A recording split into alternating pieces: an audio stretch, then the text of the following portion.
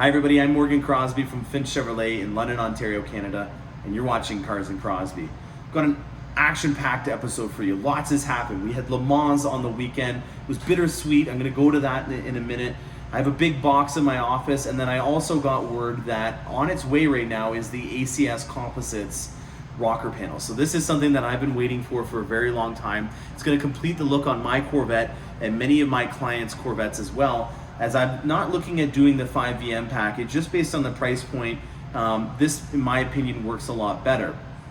We're gonna unbox it in a later episode. I'm gonna make it a separate episode entirely, but I just wanted to let everybody know that it does exist. It is going out now, and if you are in the area and you're looking at getting it done at my dealership, please reach out to me if you already haven't, so that I can include you in my bulk order that I'm gonna be making from Joseph at ACS. He's got an excellent video already out on it, and I'd be more than happy to have either Phil or Todd, whoever's available, install these for you. If you haven't already got your front splitter, we can do that as well at the same time, and we'll go over that in a separate episode. If you wanted to have some stuff to entertain you while I'm down south, then there'll be a great episode that Joseph already has on his page that you can look at. So we're gonna unbox some Corvette stuff that I've got from Chris down in Texas. We're going to talk about the ACS Composites, and then we're going to go over Le Mans. I hope you guys enjoy this all Corvette episode. I have another awesome package from Chris in Texas. Chris, I got to tell you, man, you've got quite a big heart, and I really appreciate all these amazing gifts that you've been sending me in the Corvette world. I did just make a post about the Le Mans and my setup that I had for the Le Mans race, and in that I had your previous gift, which was the C8Rs in the 63 car and then the 64 car. Pretty amazing setup. I've got a lot of cool 118 scales. That seems to be the one that I like the most. And as per usual, there was some popcorn in here, so I took it out, and let's see what we've got. So the first thing, this is a big box, guys. Look at the size of this box, fresh from Texas. First thing we got is a Maisto Special Edition 118 scale. These are, in my opinion, the gold standard for a great price point if you're looking at getting a C8 Corvette. I know that Costco is usually buying these in bulk in and around the Christmas time, and they're at a pretty reasonable price point. They're about $25 Canadian, so I can only imagine how much they would be in the States. So if you're looking at trying to get these, because I do have a lot of people that comment about these, the Maisto 118 scale diecast models are usually on sale at Costco around Christmas time. And this time I'm not gonna mess around and just buy one. I'm gonna try to get as many as I can, because as you can see, they're pretty remarkable. The detail on them for the price is bar none, in my opinion, one of the best values. So let's keep digging around and see what else we got in here. This is really heavy. Holy cow. Team Corvette's truck. Now this is really cool because I'm actually about to go see Team Corvette, so I actually might see this truck in person. I'm a big fan of logistics, if you guys haven't figured it out yet. Anything that moves or moves stuff, that to me is a pretty big deal. And this 18-wheeler, holy moly, is this a Freightliner? It is. This is a Freightliner. Let's check this out. This has got a lot of weight to it, guys. We need to get a knife or something to help me out with this. I don't want to wreck it, because this is definitely going to go on the Corvette display. All right, let's just see. Well, it's in here pretty good. I'm going to just show you guys. This is in a matte black finish, and it looks to me like there's some parts for the mirrors that are in here as well. So I've got to attach the mirrors to it. I'm gonna set this up and make sure that it's on display, because this is something that's very unique, and it's got a ton of weight to it. This is really impressive. All right, let's see what else we got in here. Here is, oh wow, a dual Indy racing stripe with a high wing on this one. This is a nice one.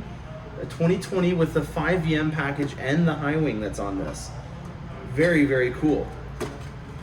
So this has been a very cool build that a lot of people have been doing. Arctic white is one of the most common colors for the C8 Corvette, and Maisto looks like they've come out with another cool 2020 edition.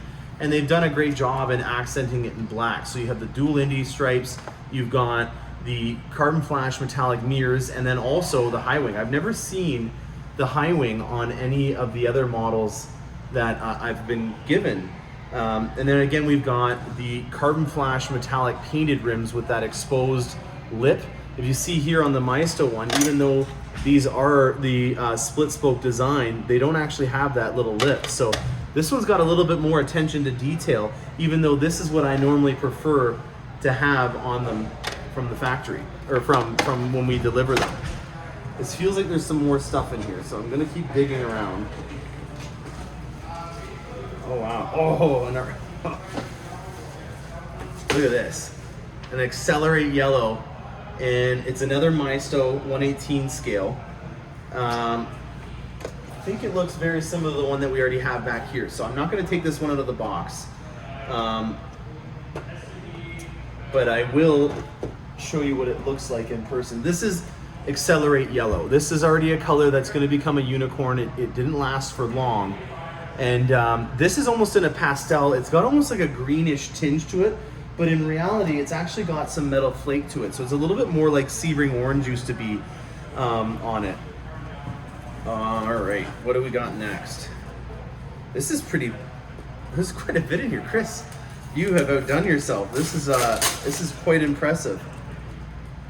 All right, let's see what else. I don't know if there's any more popcorn in these, but I'll be sure to. Oh wow, it's the same box that the C8Rs came in. This GT from Mint Models.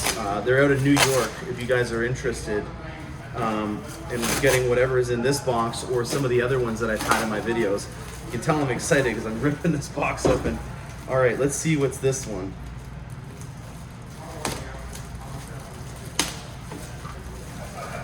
I'm not going to look at the side because I know that that's what's going to say it on there, and I want this to be a genuine. There's the quality control, which is pretty cool. So there's definitely somebody that is following up before they box these. All right, so let's unbox this together and see what it is. You ready? Oh, there's tape on it. 1 second here. All right, let's see what we got. Oh, no way. Wow.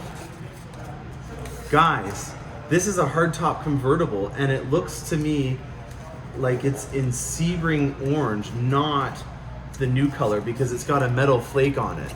So this is the first time I've got a model in Sebring orange though, actually. And it's got the Sky Cool gray seats with the orange seat belts on it. How cool is that, guys? I've never seen a hardtop convertible with the top off on any of these. I don't know if I have a screwdriver on hand to be able to do this right before your eyes. Oh, you guys might be in luck. This may not be long enough to get to it, but we'll just try a shot in the dark here to see. You guys are in luck. Let's get this puppy out and see what else is on it for rims. Just so that you guys are aware, this is going to be a mixed bag episode, and you know what? I think I have the perfect thing to go with this episode, and I filmed it actually about a week ago, and once you see it in the next scene, you'll know exactly why I'm very excited about this. I don't know how Chris and this individual teamed up on doing this. Obviously they didn't, but there's gonna be a very fitting next scene that I'm gonna show you. And then we'll finish off with just talking a little bit more about Le Mans. It was over the weekend, and in my opinion, there's a lot to unpack about that. Le Mans is a really big deal in terms of motorsport, and well, feast your eyes, guys. This is Sebring orange on a hardtop convertible, so we can tell it's either a mid-21 year model or it's a 2020 model, just based on the fact that they discontinued this color in about July. I wonder if it says something on the bottom here. It's a 2021, and it tells me that this is the 155th of 999. So this is quite a rare. Chris, thank you so much. This is impeccable. Just check out the detail that's involved with it. There's even a screen that's showing some stuff right now. That is really neat. Okay, I don't know if there's anything else in here. It feels like there might be one more. Oh, there is. And it's another GT model. Holy cow. All right.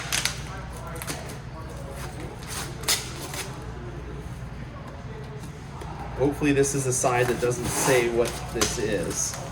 That was kind of fun, not knowing what it is.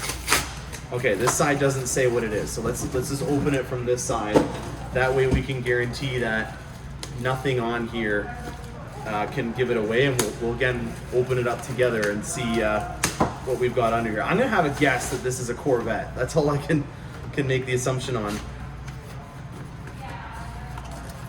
Oh, another quality control sticker. That's pretty cool. So it comes with some authenticity with it, and GT Spirit is the name of this company. So this says it's the top, and it says here there's an arrow pointing that this is the front. So what we'll do is we'll take this off here, and then we'll open it up together and see what this is. You ready?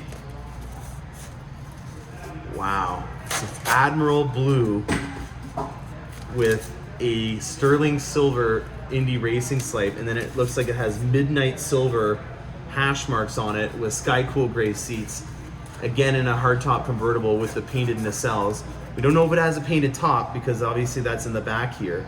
But this is the Z51. We can tell it has the body color to match accents, but it does have the carbon flash metallic intakes on it. And wow, this is Admiral Blue. Wow.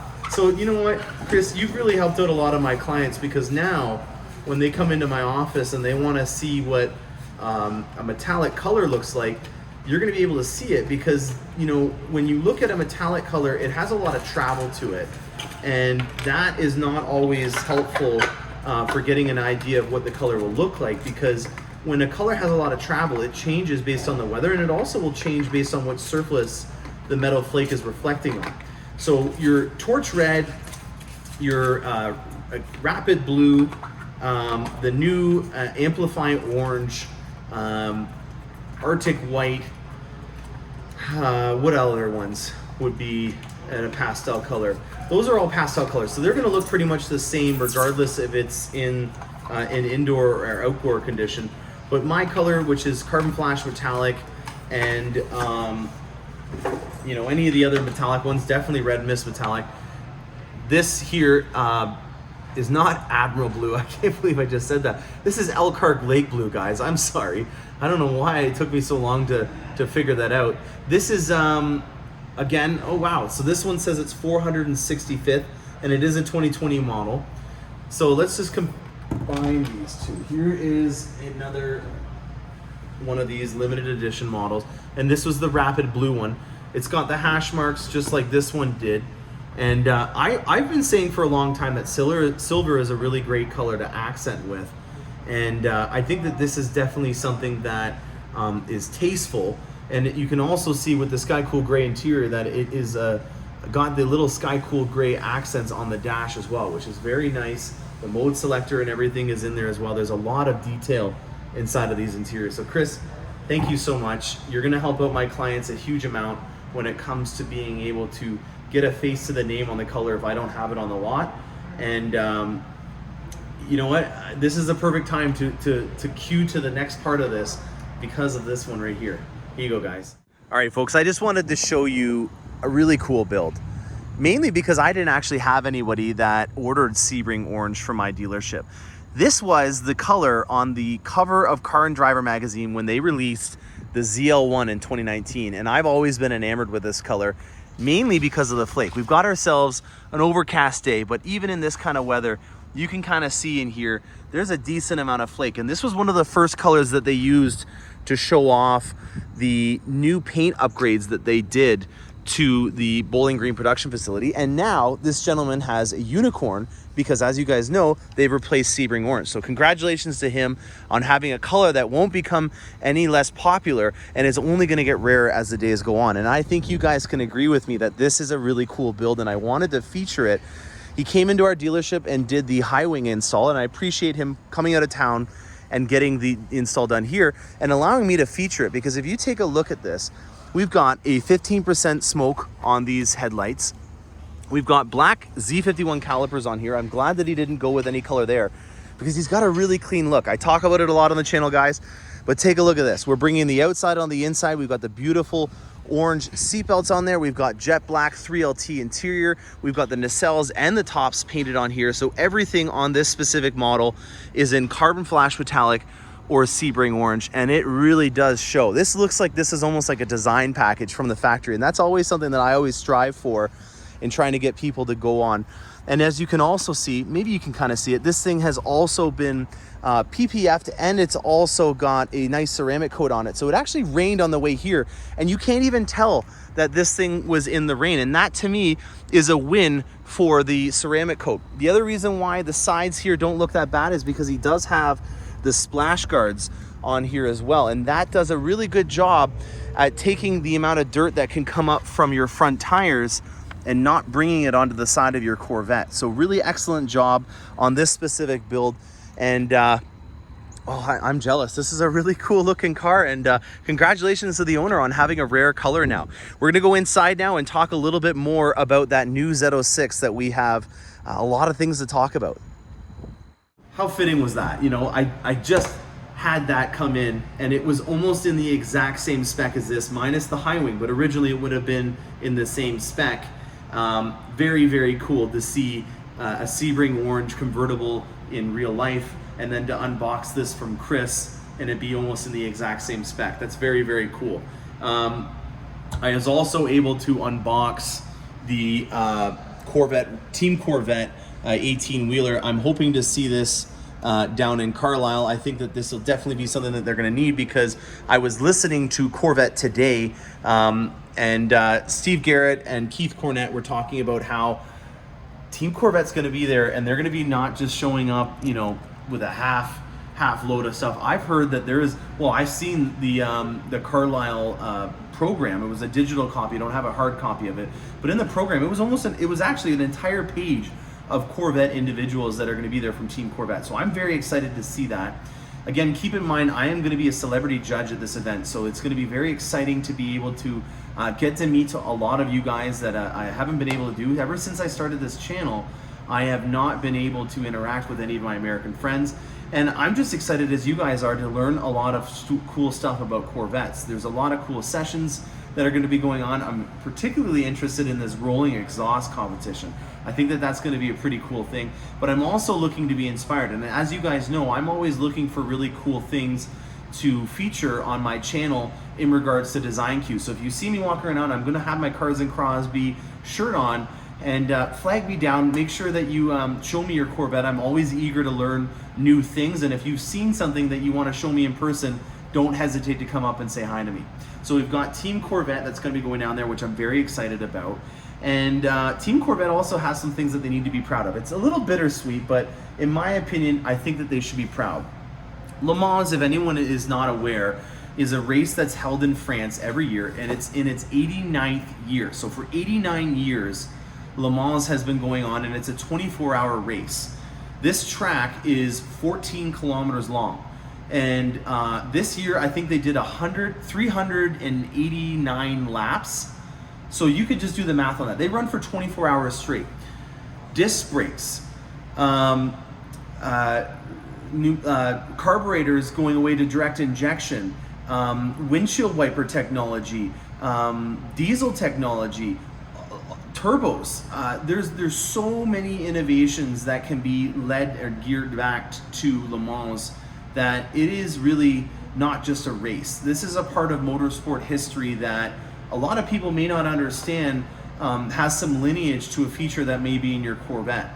And I think that that's pretty remarkable, and you got to give respect that Corvette is making an effort to go back to Le Mans, even with COVID. They did not make an appearance last year, but they've been making a solid effort in making sure that they can still qualify for that. And also, as of today, they also just announced that in the new Hyper class, Cadillac is going to be making an appearance in that. So very exciting. This is a new class that started for this year. Hyper is a kind of a play on words as well, because it is a hybrid vehicle. So there will be some components of it that will not be familiar to a lot of people that have been watching the prototypes and the LMP1s of the previous years. There's a lot of hope that this is going to, again, gear the movement to future technology in the auto industry. So if you're seeing something on the C8R, you're gonna see it on other models, and that kind of plays into why they had their teaser video where the C8 Z06 drove from Nuremberg to Le Mans in France to be at the start of the Le Mans race, because if you can see where I'm going with this, the Z06 has a lot of traits and lineage to go back to this Z06 and the C8R. So, you know, just for example, the engine being a 5.5 liter flat plane crank V8, that is also in the C8R. There's a lot of styling cues that you'll pick up on and technology that they developed with the racing team that are going to be on that. And that's something that's very cool. The racing team is almost involved in the development process from the get-go on the C8, and I believe on the C7 as well, where they were designing the racing version of the vehicle in hand with the actual street version. So that just gives you a lot of insight in knowing that you're not just getting a car that's had a lot of racing parts slapped onto it and it's nowhere even close to what you could be driving on the roads. There is a lot of stuff that is on the actual cars that were at Le Mans that will be incorporated into your daily driver Z06 and maybe even on your Stingray model. So I have here, this was the 63 car. Unfortunately, this one had a lot of bad luck. At the very beginning of the race, on the formation lap, it was raining really hard. Ferrari, I don't know if this was meant to be done or not, but they rear-ended the 63 car, and they were fighting an uphill battle. The diffuser on it was not operating at its optimal speed, and you could tell that because the top speed of the 63 car was actually about 5 kilometers higher. It was around 309 kilometers an hour on the back Mulsanne straight. It's like 4 kilometers long of them going at 309 kilometers an hour. The other ones were going around 305, 304, and I think that had to do with the fact that they lost some aero, and that meant that they had a higher higher top speed. So they did some extensive repairs on it. They did a big brake job, and at the end of it, they were not as high up as the 64 car was, which was the nice Corvette racing yellow color. And you know, Nicky Katzberg in particular really knocked my socks off, but also Jordan Taylor with having his Dale Earnhardt helmet. That was really cool to see. And they came in second. Ferrari beat us. They beat us by a couple of minutes. I think at the end of it, they were up by a minute or so. But Ferrari had a lot of vehicles out there. In between the Pro-Am and the GT LM Pro class, there was 8 488 Ferraris and there was 10 911 RSRs. We had 2 vehicles there. So I think that you guys should be really proud of the fact that we don't race overseas very often. We're not familiar with that track. We weren't racing last year, whereas they were. And we were able to make it second place after racing for 24 hours straight. That to me is just pretty remarkable to think of. And I'm really excited and proud of everyone that's involved with Team Corvette. So I hope you guys enjoyed this episode. Lots of cool stuff. If you guys want to see a cool lineup of all the Corvettes that Chris has brought to me from Mint Models and Mysto, and also from GT Spirit, very impressive stuff. I am excited to see everybody that comes down to the show. I'll be there from Thursday to Saturday, and I will be doing the Celebrity Judge event, and I think it finalizes on my decision on this Saturday at around 1 p.m. So thanks a lot for watching, guys, and stay tuned for more awesome content. I'm Morgan Crosby, and happy motoring.